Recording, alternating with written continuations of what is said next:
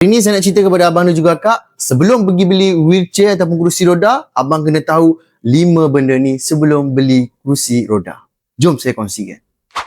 Yang pertama, abang dan juga akak kena pastikan tahu keperluan pengguna tu. Daripada segi nak guna dia untuk sekejap je ke, ataupun nak guna untuk jangka masa panjang, ataupun abang dan juga akak nak belikan wheelchair ni untuk dia bawa sendiri ataupun orang yang tolakkan. Kena tahu tu.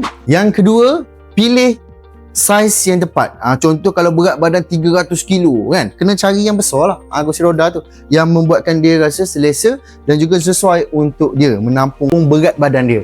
Ataupun abang nak cari saiz yang kecil sikit pun, kita ada juga yang sesuai dengan berat badan dia. Tu abang dan akak kena tahu.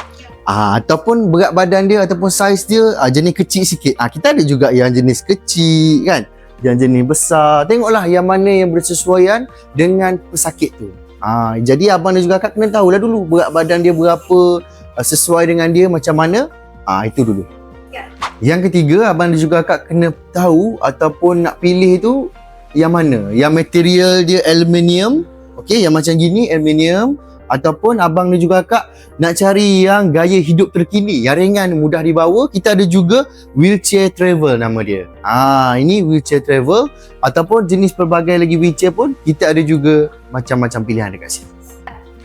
Yang keempat, abang dan juga akak, yang paling penting sekali lah, bila beli je ataupun datang dekat tempat nak beli kursi roda tu, abang dan juga akak kena make sure check roda dia, nampak berfungsi ataupun tidak roda dia. Sebab kadang-kadang kita beli kan, roda tak berfungsi dekat depan, dah balik nak tolak dah tak boleh. Ingat tu bang.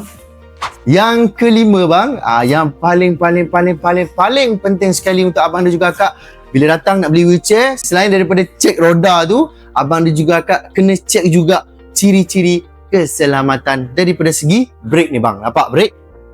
Berfungsi dengan baik ke tidak? Nanti kan bawa tak brake tak makan dah, ke mana dah pula nanti kan? Kena periksa brake dengan betul. Jadi kepada abang dan juga akak, nak cari kerusi roda yang terbaik, yang manual, yang automatik, semua ada dekat iMedical Pharmacy abang dan juga akak. Pelbagai jenis pilihan, ready stock, dan yang paling penting, banyak pilihan. Hanya di mana? iMedical Pharmacy, pusat rehab terbesar di Kelantan, Seoul.